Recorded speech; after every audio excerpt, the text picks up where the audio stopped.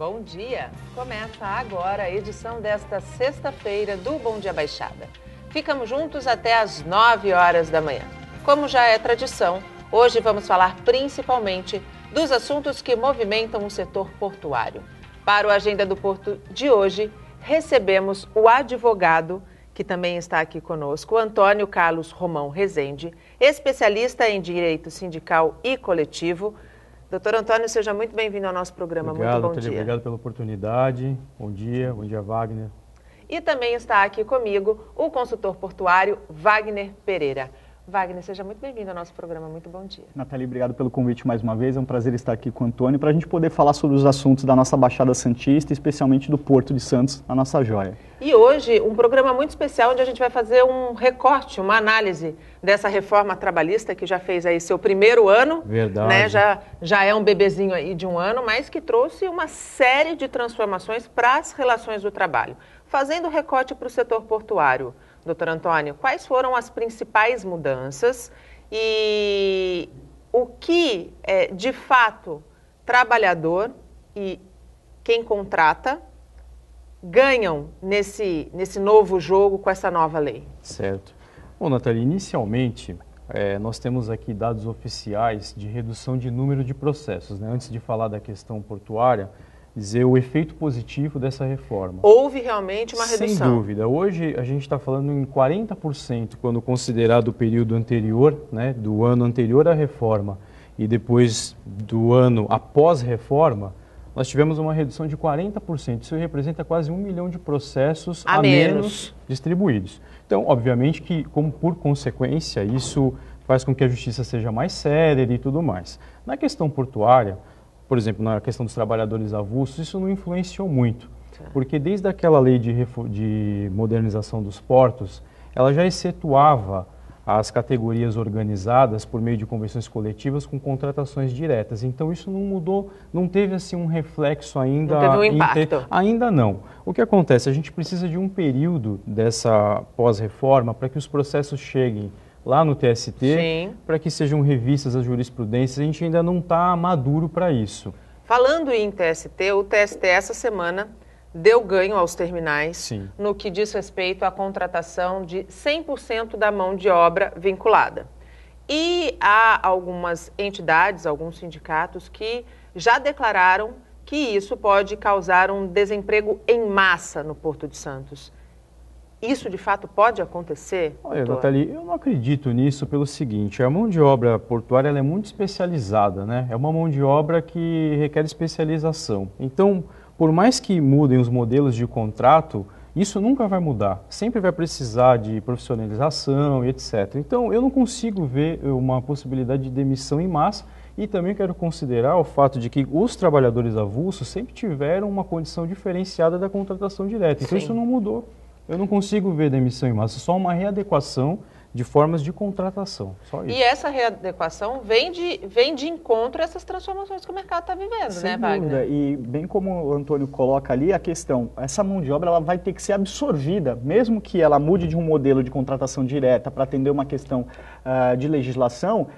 A gente não tem como produzir novos trabalhadores com o mesmo conhecimento. A gente está falando de pessoas que têm 20 anos de trabalho no portuário, que têm cursos específicos. Então, assim, essa mão de obra, na pior das hipóteses, ela não se extingue. Ela simplesmente migra de modelo. Então, acho assim, trouxe uma flexibilização que é mais importante. E essa flexibilização, ela visa principalmente dar mais ganho de poder nas negociações para os trabalhadores. Então, acho que é tudo uma questão, como bem colocado, de adaptação, de tempo. Nossa categoria não foi afetada num primeiro momento, então agora é ver como essas novas relações vão se dar para nível de futuro. E quando a gente fala de recolocação, de uma readequação, a gente não pode deixar de falar da importância da qualificação constante. Sem dúvida. Especialmente porque a gente vive numa era muito tecnológica, onde a gente sabe que as relações do trabalho de quem ficar à margem dessa tecnologia realmente vai ser de exclusão. Como é que você avalia esse mercado que está à disposição, mercado de qualificação, eu digo, para esse trabalhador portuário que trabalha como avulso? Nathalie, hoje nós temos uma série de empresas que trazem modelos de treinamento, inclusive com modelos de simulação para capacitar os funcionários.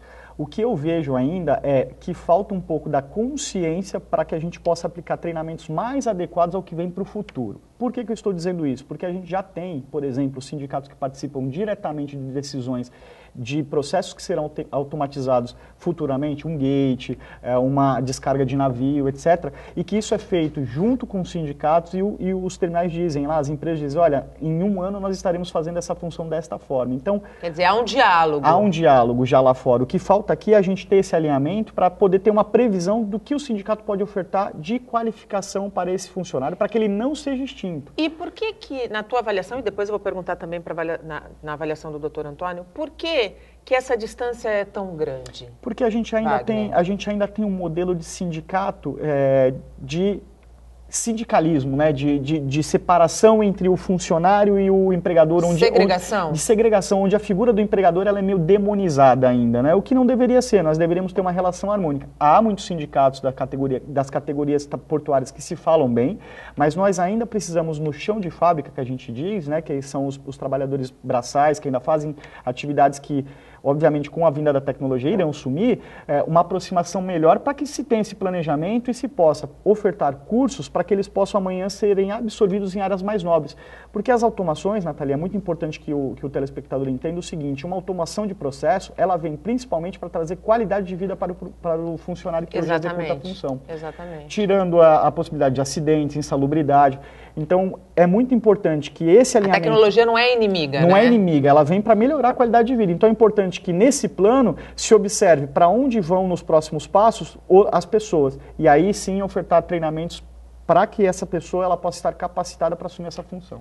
Doutor Antônio, certamente essa diminuição que houve de 40% no volume de ações trabalhistas tem muito a ver com a questão da flexibilização da lei trabalhista, que traz aí um aspecto de conciliação, que Sim. talvez antes dessa lei não existisse. Sem dúvida. Esta mesma conciliação que nós estamos conseguindo nos tribunais, como conseguir esta conciliação entre trabalhadores portuários, e aí eu pego esses trabalhadores que são mais chão de fábrica mesmo, e os sindicatos? Veja, a gente está passando por um processo muito interessante.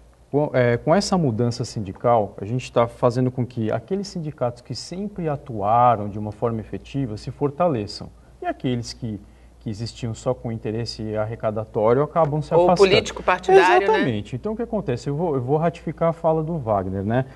Os sindicatos eles precisam estar atuantes, acompanhando todas essas transformações. Mas aqueles que não estavam trabalhando não estavam acompanhando o cenário e tudo acontecendo. Estavam apenas recolhendo aquela fatia obrigatória do imposto. O que está acontecendo hoje? A gente está indo para um caminho em que elas vão se interessar pelos problemas que afligem ali as categorias, né? E eu acho que naturalmente esse processo vai ocorrer.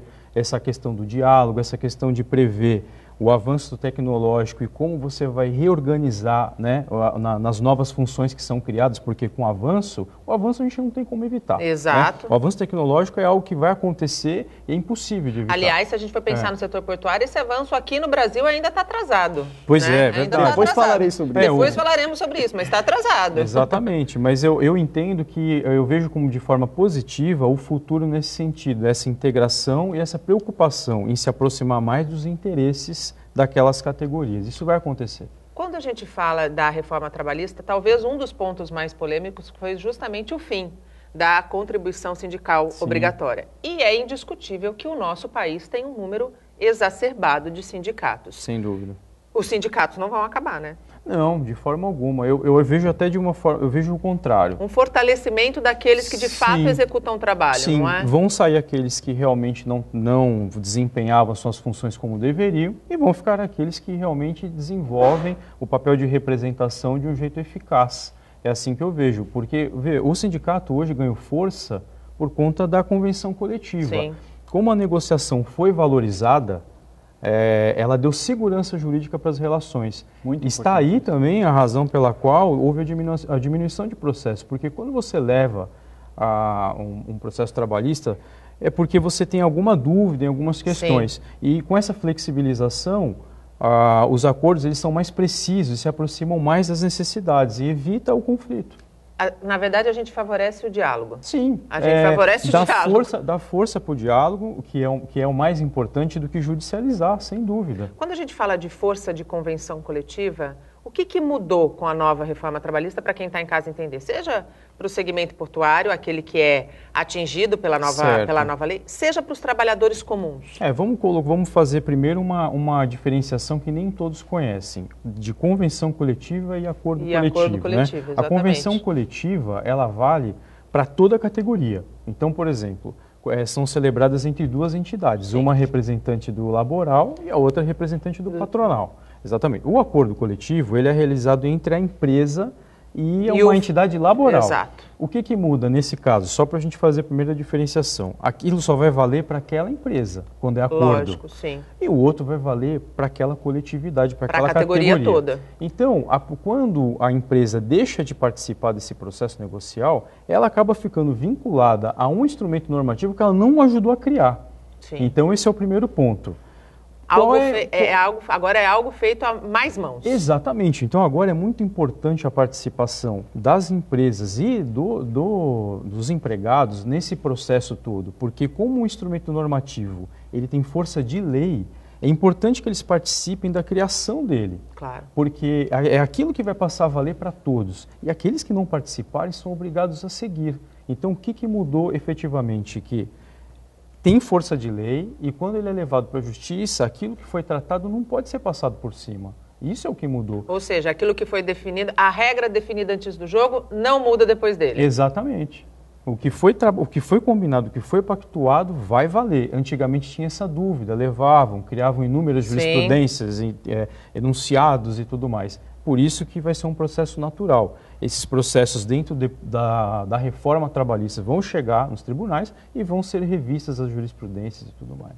Wagner, falando sobre esse aspecto e falando também sobre o número exacerbado de sindicatos, que nós já discutimos aqui algumas vezes. Nathalie, é de arrepiar, né? São mais de 17.500 sindicatos no Brasil. Quando a gente faz um comparativo, falando de Porto, no mundo todo, aí a gente fala de um sindicato, né? E se a gente comparar a quantidade total, a gente fala, por exemplo, de uma União Europeia com 186 sindicatos. E a União Europeia tem mais de 30 países na sua convenção. Então, veja bem, alguma coisa está errada. O Brasil está meio na contramão, mas né, foi uma questão principalmente de lei, né? Você começou a arrecadar, como bem o Antônio colocou, as entidades ficaram muito preocupadas em se arrecadar. E de um assistencialismo que não existe, Que não existe, de uma questão de relacionamento que você tocou anteriormente. Qual é o relacionamento, né? Sempre foi a bandeira de vamos ficar contra o empregador, porque na hora que a balança da justiça pesa, ela sempre pesa para o lado mais fraco. Sim. Né? O que não é errado, desde que tenha a justiça, não é errado. Desde que tenha a parcimônia. Né? Exatamente, mas no final acabava-se tendo uma questão arrecadatória em todo o viés de qualquer assunto levado para a justiça. Né? Então, muito importante o Antônio comentar sobre a segurança jurídica desse novo modelo, que vai permitir com que as coisas sejam alinhadas entre o empregador e o empregado, antes de se levar isso para uma esfera superior. Não dá para dizer nem trabalhador, nem empregador de que, eu não sabia que era assim. Exatamente. E isso traz uma segurança para quem gera emprego. E um outro ponto, não dá mais para a gente conviver com mais de 17.500 sindicatos no Brasil que arrecadaram 3,5 bilhões o ano passado. Esse recurso arrecadado por esses quase 20 mil sindicatos, eles deveriam ser usados, por exemplo, a gente fazendo agora o recorte aqui para o setor portuário, para esses cursos de qualificação que nós falamos no começo do programa? Eu vejo já isso acontecendo em outros lugares do mundo. E era essa a minha expectativa, e é essa a minha expectativa a partir de agora da mudança, especialmente da lei trabalhista. Que os sindicatos eles têm uma consciência de que esses valores arrecadados devem ser investidos em prol de melhorar os processos para os trabalhadores, já visando essas novas fases da automação que nós vamos ter no Porto. Veja bem, nós passamos por um momento em 2014 que foi a questão de automação de um pedacinho do nosso processo, que é a identificação de container, que já impactou no trabalho dos gates. Então muitas pessoas falaram, as pessoas que trabalham no gate vão ficar desempregadas. Não. Porém, vão haver outras partes desse processo de automação que podem sim eliminar a função da pessoa que faz o gate. Para onde essa pessoa vai? Ela tem que ser treinada para trabalhar em olhar as exceções, porque o software ele faz uma análise e exclui aquilo que não é verdadeiro. Quem que diz, olha, é ou não é? É um ser humano, ele que tem inteligência para fazer isso. Então, os sindicatos deveriam estar mais preocupados em treinar as pessoas nesse tipo de ferramenta para que elas estejam preparadas para a próxima fase. Então, esse é um exemplo de como eu acho que os sindicatos deveriam pegar esse dinheiro e investir. Treinamento e capacitação voltada para as fases que vão mudar no futuro com relação à automação. Até porque existe um fundo, né? Que tem aí, se não me engano, mais de R$1 milhão. Eu não sei para onde esse dinheiro vai e nem no que é investido. Talvez um dia possa se trazer alguém da categoria aqui para explicar. Às vezes a gente não tem uma visão do todo, né? Sim, é claro. importante a gente ter também um sindicalista aqui que possa dizer para a gente, alguém representando as entidades de classe, que possa dizer, olha, esse dinheiro nós estamos pensando em trabalhar dessa forma ou dessa forma. Para nós que estamos de fora, nós vemos um problema. Qual é o problema? A falta de investimento correto com uma visão de futuro para que esses funcionários aí sim não sofram com um eventual desemprego ou uma eventual extinção de uma função. Que, aliás, como dizem os especialistas no mercado de trabalho, 65% das profissões do futuro ainda não existem. Exatamente. Né? E tudo por conta do avanço tecnológico, né? Ratifico a fala do Wagner, exatamente. A gente precisa estar preparado para essas mudanças. E cuidar daquele seu associado é também oferecer a ele essa condição de estar constantemente inserido nesse mercado de trabalho que está em mudança. Sem dúvida. Veja, com essa reforma, quando os empregados e as empresas tiverem cientes de que a participação deles vai mudar completamente o ângulo de visão, né? Eles vão passar a participar e até a contribuir voluntariamente. Sim. Porque você vê, hoje a contribuição é opcional. É opcional. Né? Mas hoje quem quer... E como é que funciona, por exemplo? Quem quer, não querendo te interromper. Não, vamos lá. Quem, por exemplo, hoje quer contribuir com o seu sindicato, já que não é obrigatório, já que não é descontado em folha, como que deve ser feito esse recolhimento? Então, veja, na questão patronal, a contribuição sindical que tornou-se opcional, ela era chamada antigamente de imposto sindical. Exatamente. O que aconteceu? Eles mudaram só a nomenclatura para a contribuição, ela continuou compulsória, ou seja, obrigatória. Se você não pagasse, poderia ser acionado na justiça, etc.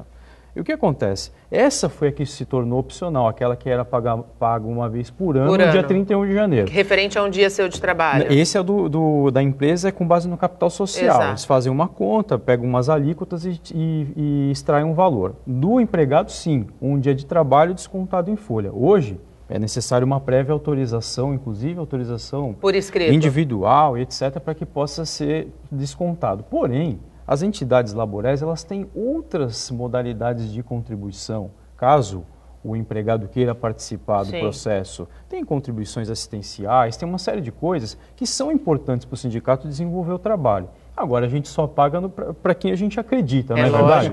Então, o processo que a gente está passando é exatamente esse, é dizer assim, olha, eu contribuo naquilo que eu acredito, aquilo que eu entendo que efetivamente vai me atender. Que traz valor, né? Exato. Então, é possível, sim, quem queira participar, por exemplo, as empresas. Elas precisam participar, elas precisam estar dentro disso, entender o que está acontecendo e até fortalecer, mas tendo a consciência de que não, eles estão me representando. Inclusive, é lógico, até complementando essa questão de como vai ser essa relação, lá fora existem muitas empresas que, quando o sindicato ele é atuante, investe direto e paga treinamentos porque sabe da qualidade que aquele sindicato oferta. Isso no Brasil ainda não existe, né? Até porque eu tenho um sonho de ver um dia. Até porque existe hoje dinheiro sobrando que a gente não sabe para onde está indo. Esse é o ponto, né?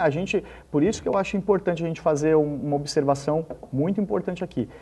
É necessário que as pessoas que representam os sindicatos tenham espaço para falar e dizer que, olha, efetivamente nós estamos fazendo isso, nosso plano é para isso, agora que existem essas novas formas de se relacionar entre empregador e empregado, nós estamos tentando olhar o futuro e dar uma condição melhor para o empregado, e para isso esse relacionamento vai ser importantíssimo. Agora, já são modelos que existem, em que a própria entidade que contrata, ela olha, vê valor no sindicato e diz, olha, esse curso é bom porque a gente sabe da qualidade que eles ofertam e sabe que a mão de obra que está vindo daquele sindicato, ela tem qualificação para fazer aquela função. Então é muito importante isso. Nós estamos longe ainda dessa realidade, mas a esperança não pode deixar de existir, né? Nós temos que acreditar que todo dia pode ser um dia melhor, né? Sem dúvida. E aos sindicatos que estão sentindo o peso do fim dessa arrecadação, para a manutenção da sua vida, para a manutenção da sua respiração, que repensem, né, doutor Antônio? A forma que vocês estão atuando ou atuaram ao longo dos anos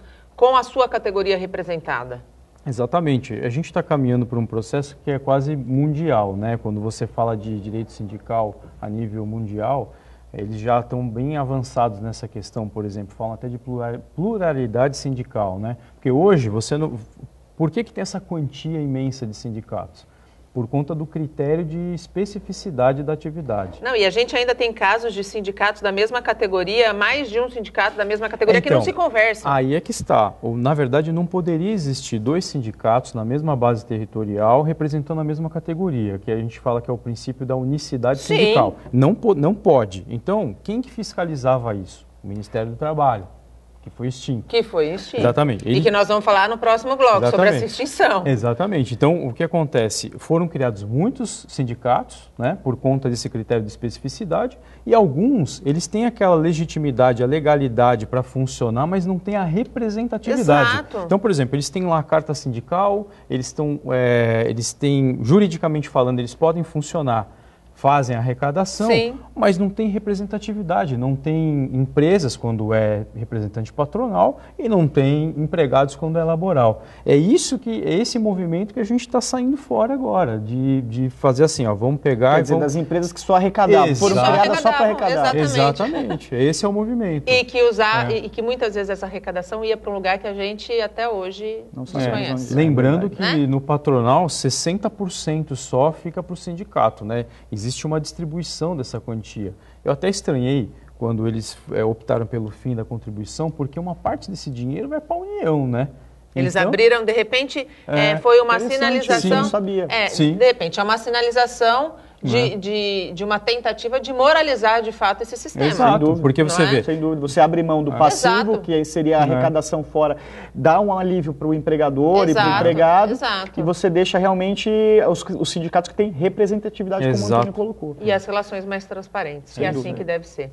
O Bom Dia Baixada vai para um rápido intervalo. No próximo bloco a gente vai falar um pouquinho sobre a extinção do Ministério do Trabalho, sobre a possibilidade da extinção da Justiça do Trabalho e sobre regionalização ou privatização. Não saia daí, até já.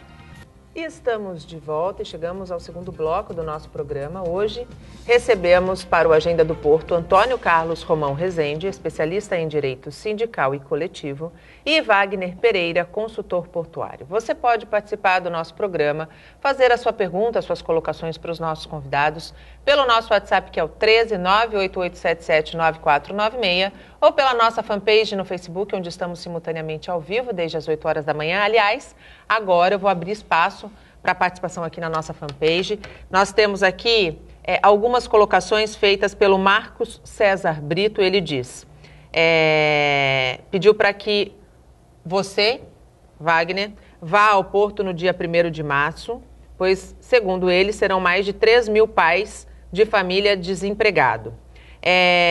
Pediu também para te perguntar se você já pisou dentro de um navio, para saber a realidade de automação que nós vivemos no nosso porto. E tem o Vitório do Espírito Santo, que está dando bom dia a todos nós e está elogiando a pauta que nós estamos trazendo hoje para a nossa bancada. A gente está falando sobre os principais assuntos que movimentam o setor portuário, mas também estamos falando a respeito das relações de trabalho no Porto de Santos. Nós tivemos aí uma decisão essa semana, onde o TST autorizou os terminais a trabalhar com 100% de mão de obra veiculada. Isso afeta, claro, a categoria, e nós estamos debatendo exatamente isso. Qual é o impacto e qual é a importância dos sindicatos, do ponto de vista do Dr. Antônio, que está aqui conosco, que é um especialista nessa área, investir na qualificação desse profissional em virtude das mudanças que o mercado, não só o portuário, mas o mercado em todas as profissões. Aqui na televisão mesmo, a gente está enfrentando na comunicação hoje uma transformação de que quem não se atualizar, de quem não se qualificar, vai sim ficar à margem. Isso faz parte da evolução do processo da sociedade. Estou errada, Wagner? Não, tá perfeita a sua colocação. É Márcio, né? Márcio. Márcio, primeiro, obrigado pela sua pergunta. Desculpa, Marcos. Marcos, obrigado pela sua pergunta. Eu entendo a sua preocupação. Tenho muita experiência, assim, em show de navio, como a gente brinca, né? Trabalhei muito tempo em terminais como Libra, Santos Brasil, Transbrasa de retroárea, Hipercom. Então, assim, sei muito bem a dificuldade de se embarcar carga, se descarregar, os riscos que se há na profissão. E, por isso, a importância da automação, né? Para que justamente preserve o bem maior que é a vida do ser humano, claro, né? Eu ainda não entendi a questão do dia 1º de março que você colocou com relação aos empregados estarem desempregados. Espero que não. Como a gente falou aqui, a gente está abordando um tema que é importante porque essa mudança na legislação, na convenção, ela não vai terminar com a mão de obra de vocês, que é uma mão de obra muito qualificada e específica, especialmente a que faz embarque e desembarque Sem dúvida. Produtos. Tem coisas que são muito específicas que entram nos navios e que precisam de mão de obra manual. Então, elas assim, precisam ser melhor qualificadas. Precisam ser melhor qualificadas. E é exatamente isso que nós estamos abordando aqui, Marcos. É importante que você, como sendo um formador de opinião, uma pessoa que está ligada nas coisas que estão acontecendo ao seu redor, retorne ao seu sindicato, aquele que você é vinculado, e faça um questionamento. Olha, como nós estamos nos preparando para o futuro que vai vir? Acho que olha que a gente está num futuro ainda atrasado, porque se a gente for pegar outros portos do mundo... É uma diferença de 10 anos que nós temos. Então, vou dar para você um exemplo, Marcos. Rotterdam, hoje, você já não tem nenhum caminhoneiro levando container do pátio para carregar ou descarregar no navio. Esse é um exemplo. Carga de projeto já é movimentada por robô. Então, assim, o que nós estamos tentando fazer aqui é dar uma dica para as pessoas que fazem parte do meio, para que elas possam buscar ferramentas dentro das suas instituições de classe para se qualificar e estarem nesse processo novo. Então, assim, mas é muito importante. Gostaria que você, se você pudesse depois nos informar qual é o desemprego que vai ter, né, a partir do dia 1º de março, até para que a gente possa também debater. Exato, e não é só debater, não, é para que os órgãos de imprensa também possam acompanhar esse movimento que, a princípio, você está dizendo que vai acontecer no dia 1º de março, e busque com as autoridades responsáveis o porquê, as justificativas, porque dizer apenas que é por conta da decisão do TST é tirar de si a responsabilidade de usar o seu dinheiro, que é descontado daquilo que você ganha como imposto, para a sua qualificação, para a sua recolocação no mercado de trabalho. Então, isso é muito importante. Acho que o nosso objetivo aqui é conversar como essas relações vão se dar e, especialmente, deixar para vocês uma nova forma de olhar a relação que vocês têm hoje com o sindicato e passar a ser simplesmente um mero contribuidor e cobrar que eles façam planos para que vocês sejam qualificados para essa nova onda que vai vir, que, Marcos, é inevitável. Tudo na sua vida muda o tempo todo. Você, há um tempo atrás, usava um caderno. Hoje, provavelmente, num curso, você usa um laptop. Então, quer dizer, temos que estar preparados para isso que está acontecendo. Até porque, se a gente não se preparar e não receber esta mudança toda que está acontecendo dentro do porto, do ponto de vista tecnológico, o porto morre. Sem dúvida. E se o porto morrer, aí sim, nós vamos ter um problema seríssimo, um impacto seríssimo de geração de emprego e renda, não só aqui em Santos, não só com uma categoria, mas com milhares de categorias, porque hoje o Porto de Santos ainda é o maior empregador da nossa região. E dando um exemplo prático a respeito da automação, nós falamos a questão da automação dos gates, que faz hoje a identificação via OCR dos números de container e placa de veículos que adentram aos terminais, que foi uma lei, né, que foi imposta pelo governo, e se falava em demissão em massa das pessoas que trabalham no gate. Isso não aconteceu. O que aconteceu foi que essas pessoas foram deslocadas para um trabalho mais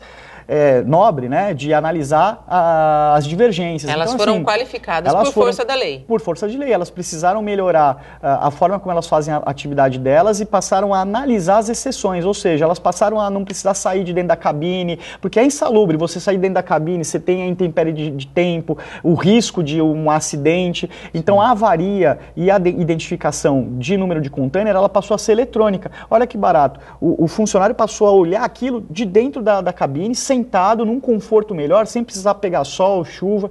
Então, assim, Marco, a gente precisa entender como as coisas vão se dar e exigir que a gente esteja preparado. Você, como contribuinte, você tem que exigir do teu sindicato que ele esteja preparado para investir em você para essas mudanças que estão acontecendo. Até porque as mudanças não podem só acontecer, a qualificação não deve acontecer só por força de lei, né? Sem dúvida, a gente tem que acompanhar o movimento, né? E abrir também a mente para essas transformações. Eu sei que é difícil, mas teve muita coisa que veio para colaborar, para nos ajudar. Toda mudança traz uma certa incerteza, porque a gente mexe com aquilo que a gente conhece como zona de conforto. Exatamente. Então, isso é algo inevitável e a gente precisa enfrentar mesmo, não tem jeito.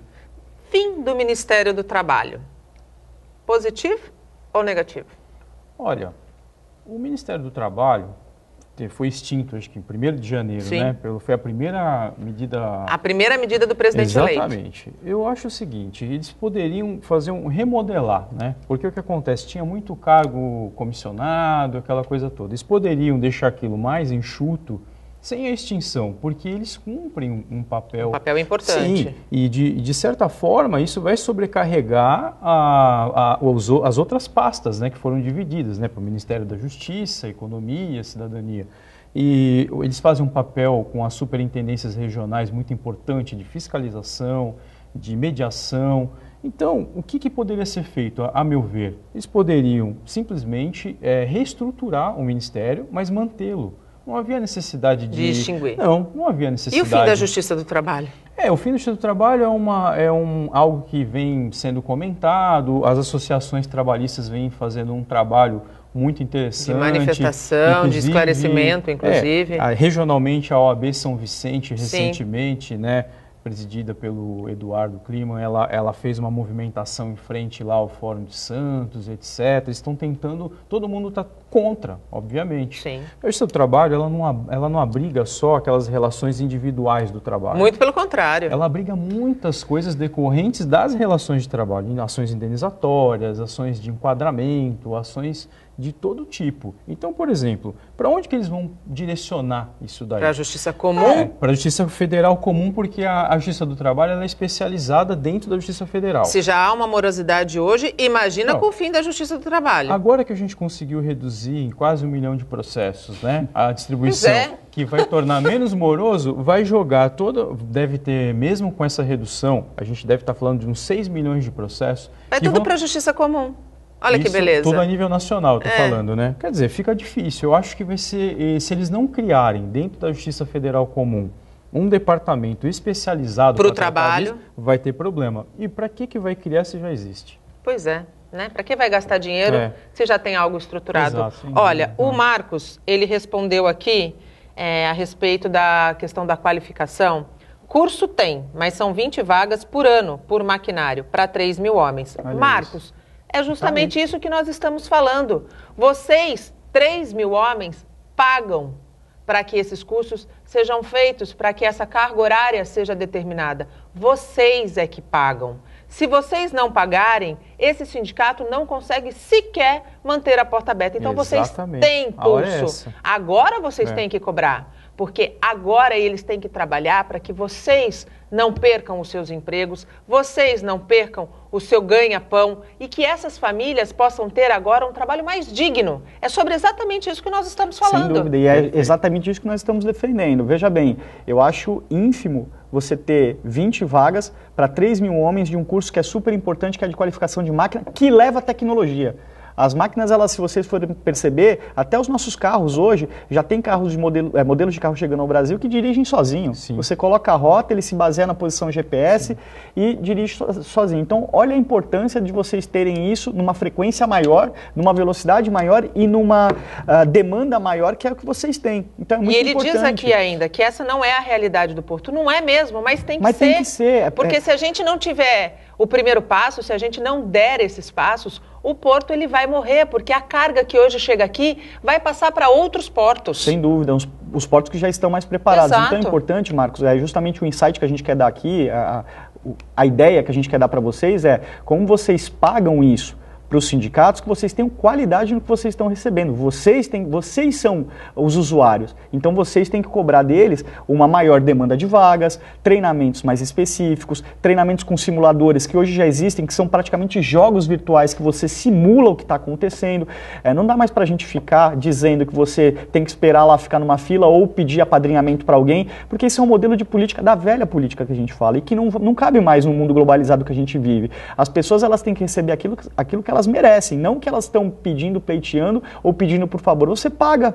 É a mesma coisa quando você paga seu imposto. Não pode ter um buraco na frente da sua casa, não pode faltar segurança quando você chega em casa. São pequenas ações que vocês têm direito e precisam aprender a exercitar e a questionar. O Manuel Messias, obrigada, viu, Manuel, pelo teu esclarecimento. Ele disse que a partir de 1º de março é quando passa a valer a determinação do TST, que permite que os terminais trabalhem com 100% de mão de obra veiculada. E aí, a partir dessa data, existe esse receio, este medo de que esses 3 mil trabalhadores fiquem sem emprego. Eu acho que ainda dá tempo. Se não foi pensado e se não foi conversado até então, os custos são oferecidos pelo OGMO, nós sabemos. Então, o OGMO é o representante da mão de obra portuária. É ele que vocês têm que cobrar, porque é para eles que vocês recolhem parte daquilo que vocês recebem e que vocês ganham com o trabalho suado de vocês. Porque a mão de obra, ninguém aqui está falando que a mão de obra de vocês é desnecessária ao porto. Ao contrário, vocês têm especialidades que talvez um novo trabalhador demore anos para conquistar. Foi isso que nós falamos exatamente no começo, né? Que nós não acreditamos que se extinguirão essas posições, porque existe um cabedal, existe um background de conhecimento muito grande, anos de treinamento desses funcionários que já fazem parte do OGMO, etc. Então, o que vai acontecer, essa mão de obra vai ser absorvida. Ponto. Você não tem como criar 3 mil novos trabalhadores com conhecimento específico de porto. O que não dá é para acreditar que a mão de obra que vai ser absorvida tenha que continuar trabalhando da maneira que se trabalha, né? Com risco, muitas vezes, porque nós sabemos, e nós já exibimos aqui durante o Agenda do Porto, vídeos de trabalhadores portuários expostos a riscos altíssimos, né? Dentro de, por exemplo, um navio, como bem perguntou o Marcos. Eu nunca estive no chão de um navio, mas eu já vi vídeos e já estudei sobre o assunto e sei que o trabalho de vocês é muitas vezes insalubre. E para que vocês possam voltar para suas casas, para suas famílias, é que a gente precisa estar aberto a essas mudanças que estão sendo propostas não pela nova lei trabalhista, mas pelo novo mercado de trabalho que está aí e que não tem como a gente voltar atrás. A gente vive num mundo globalizado. Todos nós queremos a tecnologia, seja num relógio, num celular, e a gente não pode querer admitir que essa tecnologia não vai chegar em outros segmentos da nossa vida. O trabalho é uma delas. Na verdade, o trabalho é o primeiro, né? Que acaba recebendo todos esses benefícios da tecnologia. Então, assim, nós estamos discutindo aqui justamente para que esse debate venha à tona e que, por exemplo, esse seu anseio, que é algo salutar. Legítimo. Claro, é legítimo. O seu medo. Sim. Mas a gente está justamente querendo dar um insight aqui de que agora é a hora, agora é o momento de que vocês devem sim e merecem ter um reconhecimento e um retorno maior daquilo que vocês investiram ao longo desses teus 20 anos de trabalho como portuário. Pelo menos 20 anos. A gente faz um rápido intervalo no próximo bloco, sim. Aí a gente vai falar sobre privatização ou regionalização. Não saia daí, até já. Estamos de volta e chegamos ao último bloco do nosso programa. Hoje recebemos para o Agenda do Porto Antônio Carlos Romão Rezende, especialista em direito sindical e coletivo, e Wagner Pereira, consultor portuário. Ainda dá tempo de você participar do nosso programa, fazer sua pergunta, sua interação com os nossos convidados, pelo nosso WhatsApp que está aí na tela ou pela nossa fanpage, onde estamos simultaneamente ao vivo desde as 8 horas da manhã. Quero começar este bloco falando a respeito da regionalização, da descentralização, da privatização. São pelo menos 3 termos que estão aí na mesa, né? 2 com mais força, privatização e descentralização. Nós temos um governador do estado que defende a privatização integral do Porto de Santos e nós temos o governo federal acenando aí mais para uma necessidade de estadualização, aumento de autonomia nas gestões portuárias. Na tua opinião, o que é melhor? Privatizar ou descentralizar? Nathalie, nós já vivemos um modelo privatizado. A companhia Docas, quando antes dela existir, né, o porto era privatizado e funcionou muito bem. Né? A gente tinha os operadores que cuidavam cada um da sua operação, atendiam algumas questões de legislação. No meu ponto de vista, o melhor modelo é o estadualizado. Por quê? Porque o porto é um assunto de segurança nacional. Pelo porto entram cargas de alto valor agregado, há uma arrecadação muito grande.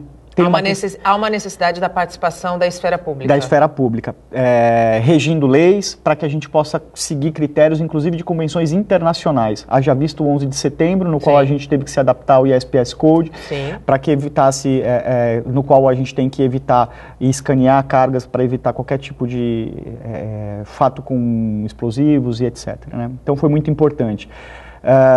O modelo federalizado já não dá mais, porque ele não tem autonomia, o braço não chega, ele é lento para chegar na ponta que é o terminal. Esse a gente sabe que não funciona. Então o estadualizado seria o melhor modelo para esse momento, porque dá para o governo do estado a possibilidade de criar leis para que a cidade possa tocar o assunto junto com o porto e ser mais efetiva nas mudanças. Por exemplo, vamos falar de dragagem? Dragagem hoje, se a gente quiser A dragagem hoje, para você fazer um contrato, você precisa fazer uma licitação e passar por todo o modelo burocrático. Haja vista que a nossa dragagem atual já está próximo do fim do próximo contrato. Do aditamento. Do aditamento.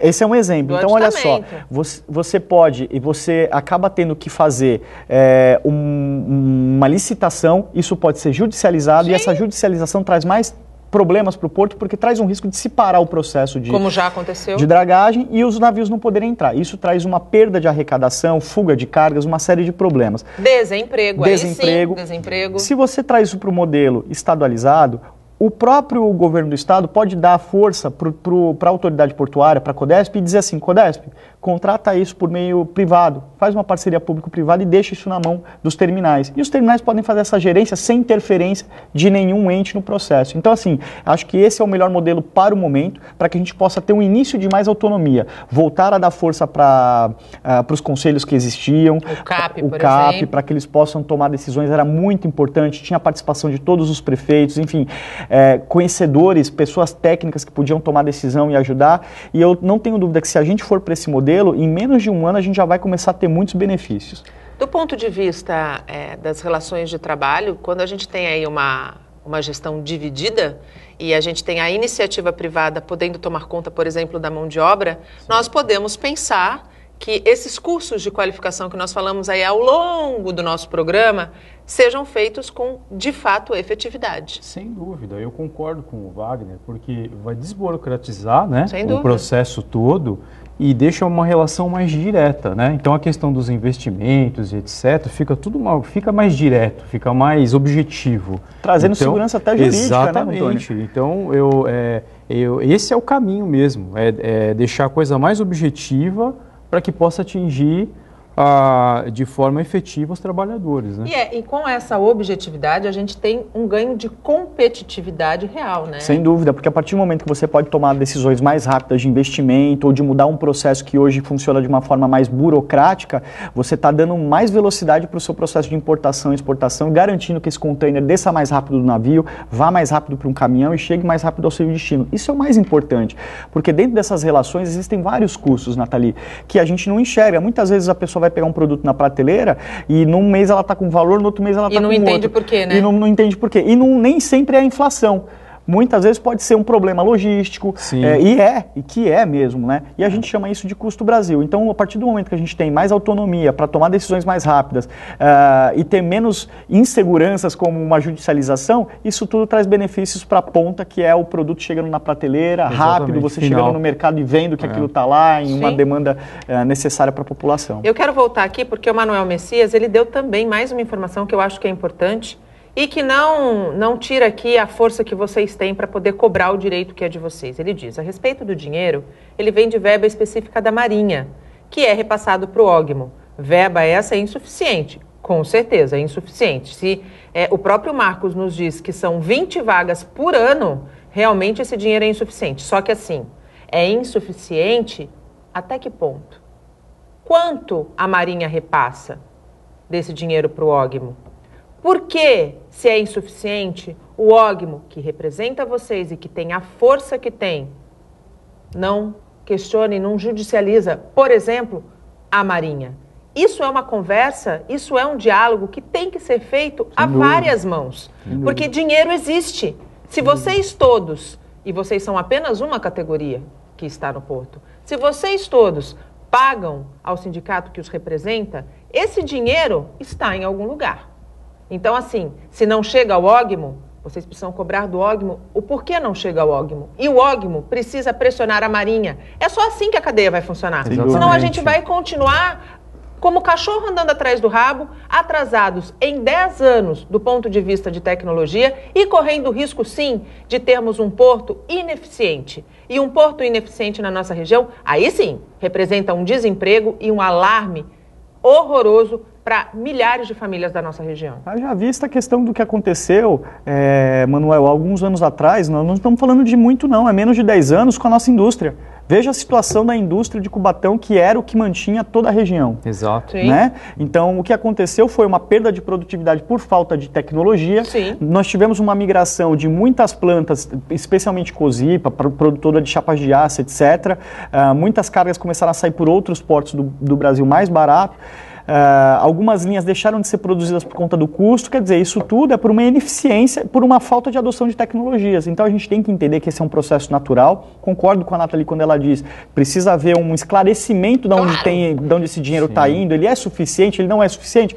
Existe um valor que é repassado, nós não sabemos o tamanho desse valor. Eu quero até ratificar, e a hora é essa. É lógico. A hora, com essas transformações todas, com a decisão do TSE, a hora é essa de colocar as cartas na mesa. Exatamente, falar como que a gente vai fazer para enfrentar essa situação? Quem vai nos ajudar? De que forma a gente pode colaborar? Eles podem colaborar continuando a contribuir.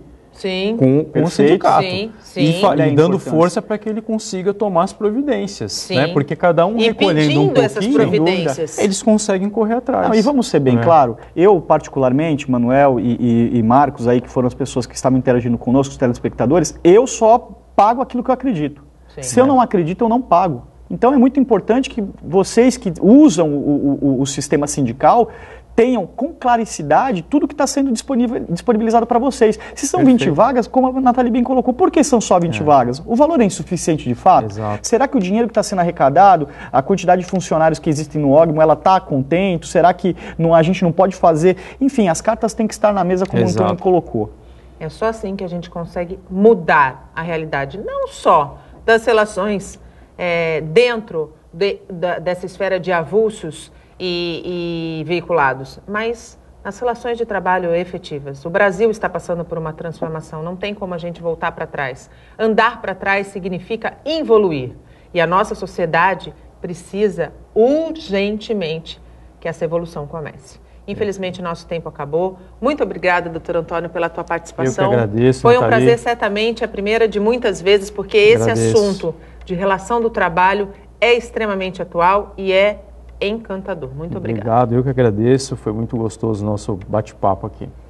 Wagner, muito obrigado pela tua participação, pelos esclarecimentos, pela forma contundente como você sempre coloca para os nossos telespectadores informações importantes. E vamos esperar que da próxima vez que você esteja aqui, o novo presidente da Codesp já esteja sido empossado. Sem dúvida, né? Não é mesmo? Olha, graças a Deus que o hiato de tempo não contribuiu para nenhum problema e nenhuma falta de decisão crítica para o nosso porto. Espero também que sim. Foi um prazer estar aqui com o Antônio, com você mais uma vez.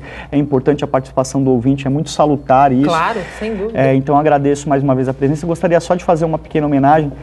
Na data de ontem, um grande amigo nosso partiu e eu queria deixar aqui uma mensagem para a gente, né? Vamos viver o hoje, viver com sabedoria e bondade, tentar ajudar as pessoas sem olhar alguém. Eu sei que pode parecer piegas, mas a nossa vida é uma poeira no vento, como diria uma música muito bela que tem por aí. Então, um grande abraço, Valdir, que os anjos te recebam de braços abertos. Um abraço do Receita para você. E assim, ainda completando o que disse o Wagner, já choramos demais no começo deste ano. Já perdemos pessoas importantes demais no começo deste ano. O céu está cheio de anjos, mas a gente precisa continuar tendo eles aqui na Terra para que a gente consiga fazer um mundo melhor para esses que estão chegando, nossos filhos e nossos netos. Se tem algo que transforma nesse mundo, ele tem 5 letras: amor. Se a gente empregar amor, certamente a receita desse bolo vira um bolo enorme, cheio de fermento. O Bom Dia Baixada fica por aqui. Eu volto na segunda-feira, sempre com informação de qualidade, de um jeito único.